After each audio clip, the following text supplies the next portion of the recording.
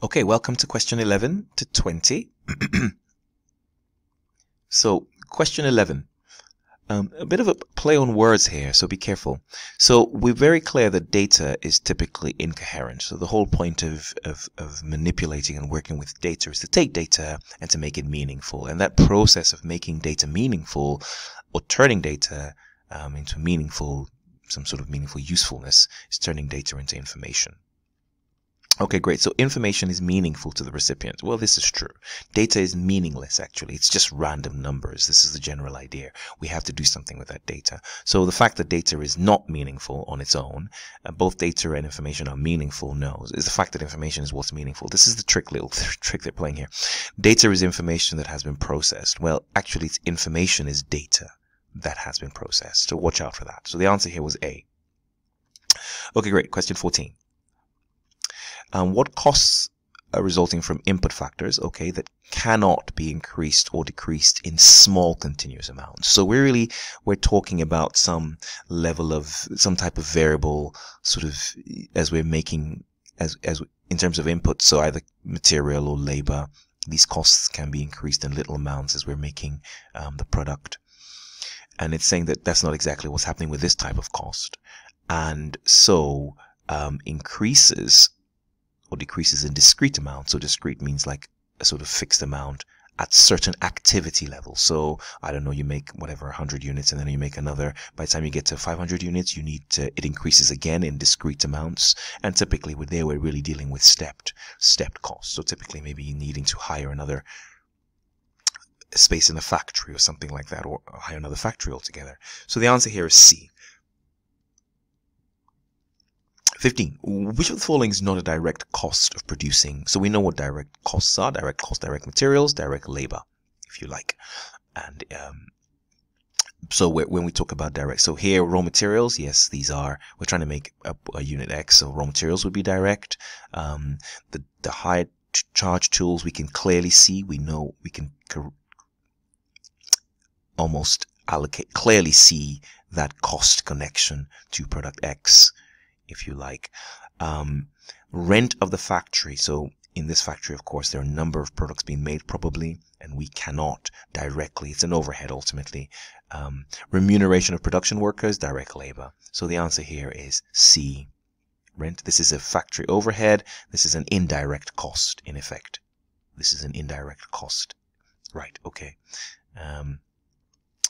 The graph shows the relationship between costs and input. So, by the way, I'm sure you have your own booklet. You should have your own booklet, by the way. Just sometimes this might come out of shot, maybe because of the way it looks on the screen. This graph shows the relationship between costs and inputs. So we have costs, your classic cost curves that we're looking at over here. What we have here is that we have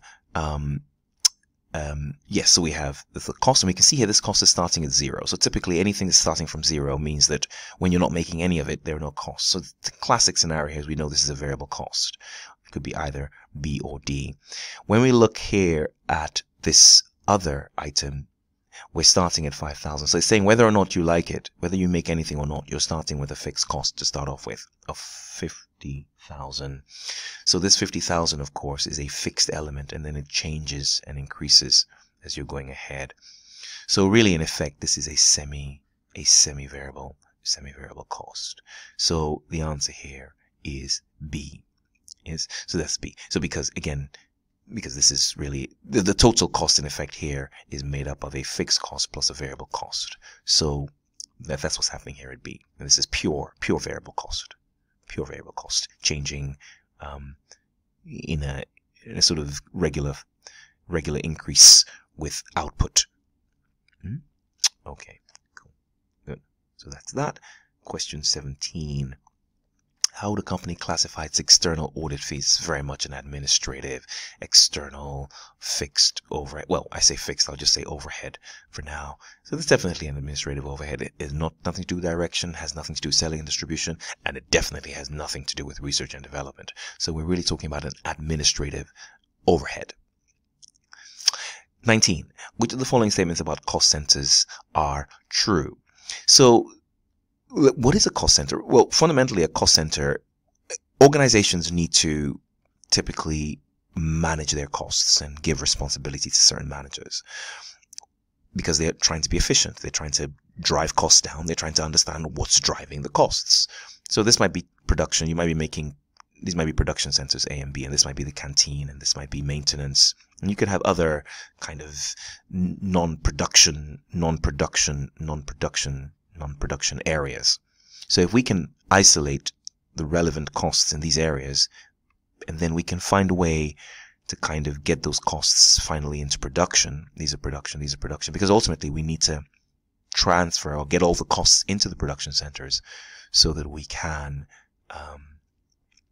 then know what the full costs of making these products are, because ultimately this is what we're selling. So we need to get these overheads in there eventually. So anyway, cost centers are not set up.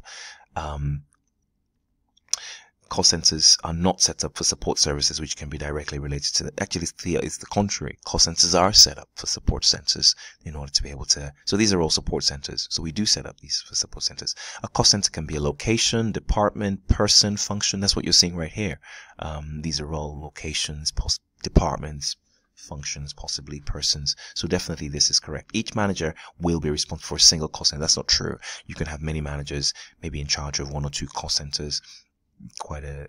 So that's not a given. And for each cost center, yes, the relevant costs, the costs relating to that cost center are collected together. So yes, the answer there being 2 and 4 gives us D. Why is establishing full cost important? Well, fundamentally, IAS 2 says that when you recognize the cost, so IAS 2 says it really is what guides us on inventory. It's the standard that guides us on inventory. And it says that when you recognize the cost of an item, it must be really made up of all the production costs that have gone into making it. So everything in the factory, including the production overheads, which means that you have to use full costing, because full costing takes into account all the overheads in the factory, as opposed to marginal costing, which excludes these overheads. So you must use full costing. So IAS 2 is critical. Then from a strategic point of view, you want to make sure you get the pricing right. You want to make sure that the pricing will cover all your costs. So understanding what all the full costs are enables that. So you have setting full prices and transparency, of course. You can see they all have transparency, so that was a given. So your answer there becomes A. And that's question 20. That's the second vid, and I will see you in the next vid.